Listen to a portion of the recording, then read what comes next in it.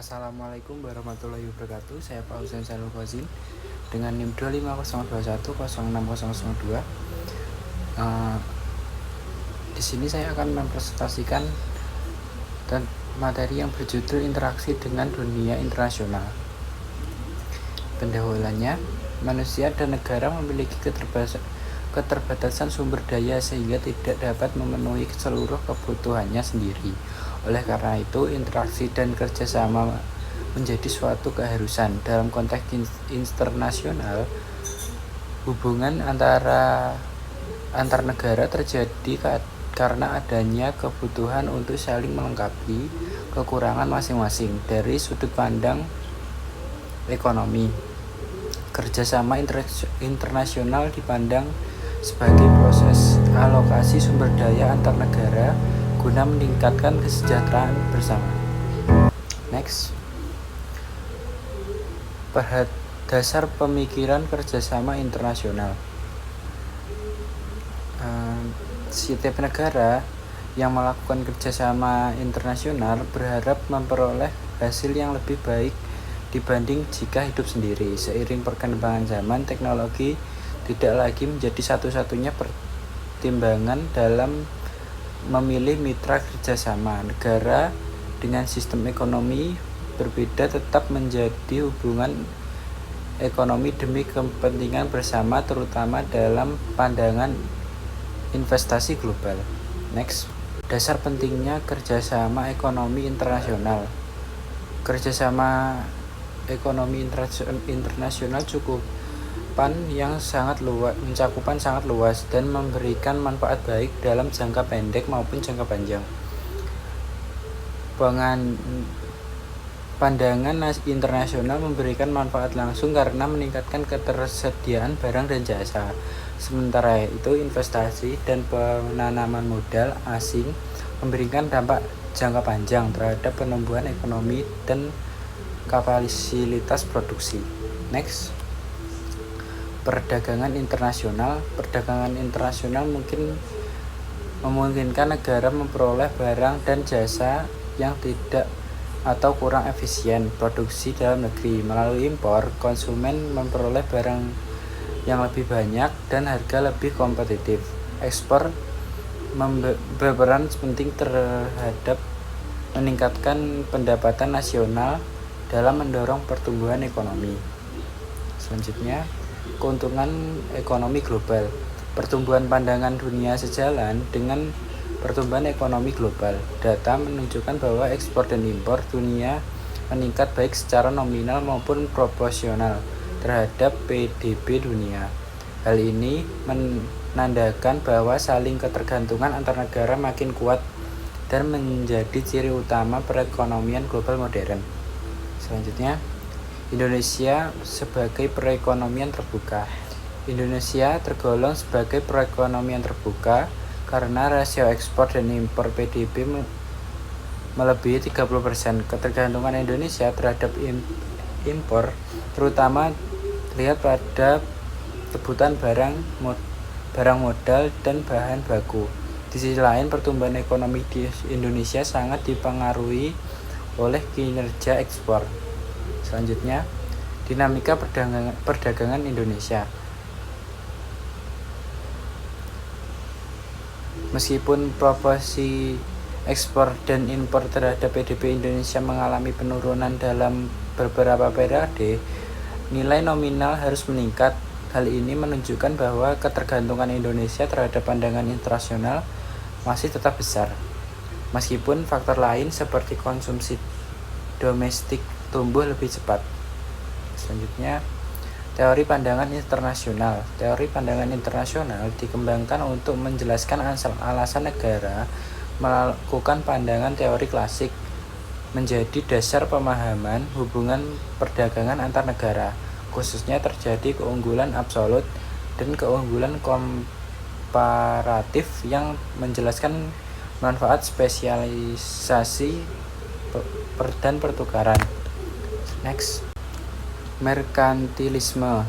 Merkantilisme beranggapan bahwa kemakmuran negara diukur dari besarnya surplus pandangan dan cadangan logam mulia.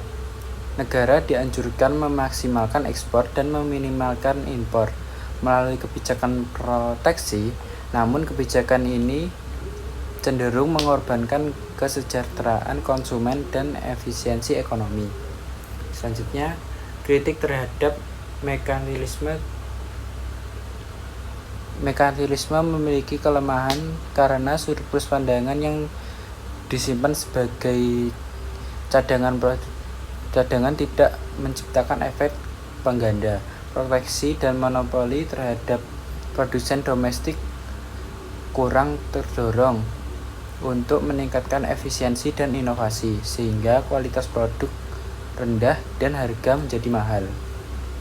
Next, keunggulan absolut teori. Keunggulan absolut yang dikemukakan Adam Smith menyatakan bahwa rendah dibandingkan negara lain. Spesialisasi dasar keunggulan absolut yang meningkatkan efisiensi produksi dan kesejahteraan melalui pandangan bebas. Next, manfaat spesialisasi. Spesialisasi memungkinkan negara menghasilkan output yang lebih besar dengan sumber daya yang sama. Melalui penggandaan, negara dapat menukar kelebihan produksinya dengan barang lain, sehingga konsumsi masyarakat meningkat melebihi kemampuan produksi domestik tanpa perdagangan. Next, keunggulan komparatif. David Ricardo memperkenalkan teori suatu negara lebih unggul dalam semua barang. Perdagangan tetap menguntungkan bila negara spesialisasi pada barang yang memiliki biaya peluang lebih rendah dibandingkan negara lain. Next, manfaat perdagangan berdasarkan keunggulan komparatif. Dengan spesialisasi berdasarkan keuntungan komparatif, total produksi dunia meningkat. Pandangan memungkinkan kedua negara menikmati tingkat konsumsi yang lebih tinggi daripada sebelum adanya perdagangan, sehingga tidak ada pihak yang dirugikan. Keunggulan kompetitif. Dalam praktik modern, keunggulan biaya saja tidak cukup. Keunggulan kompetitif suatu negara dipengaruhi oleh kualitas sumber daya manusia, teknologi, infrastruktur, permintaan pasar, serta dukungan industri terkait. Konsep ini dikenal sebagai keunggulan kompetitif bangsa. Selanjutnya, skema Brilliant-Porter. Menurut Porter, daya saing suatu negara ditentukan oleh 4 faktor utama, yaitu kondisi faktor produksi, kondisi permintaan, dan industri perdagangan, serta strategi dan persaingan perusahaan.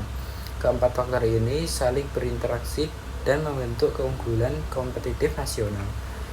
Selanjutnya, neraca pembayaran. Neraca pembayaran adalah catatan transaksi ekonomi internasional suatu negara selama periode tertentu. Neraca ini mencerminkan arus barang, jasa, dan modal antara suatu negara dengan negara lain, serta indikator penting kondisi ekonomi eksternal. Selanjutnya, neraca lancar. Neraca lancar mencatat transaksi barang, jasa, dan transfer sepihak. Surplus neraca lancar terjadi ketika pencerminan lebih besar daripada pembayaran, sedangkan defisit menunjukkan ketergantungan terhadap pembiayaan dari luar negeri. Next, neraca modal dan penyeimbangan. Neraca modal mencatat arus masuk dan keluar modal jangka panjang. Secara teori, surplus atau defisit neraca lancar harus diimbangi oleh neraca modal. Ketidakimbangan akan mempengaruhi nilai tukar dan memerlukan intervensi pemerintah. Next, pasar valuta asing dan tagihan global. Pasar valuta asing menentukan nilai mata uang melalui mekanisme permintaan dan penawaran. Peristiwa global seperti perang dagang mempengaruhi perdagangan, nilai tukar, dan stabilitas ekonomi. Indonesia relatif lebih lama karena pertumbuhan ekonominya didorong konsumsi domestik. Namun perlu meningkatkan produktivitas daya saing. Sekian, terima kasih dari saya. Bila ada kurang dan lebihnya mohon maaf. Bila ada salah kata mohon maaf. Wassalamualaikum warahmatullahi wabarakatuh.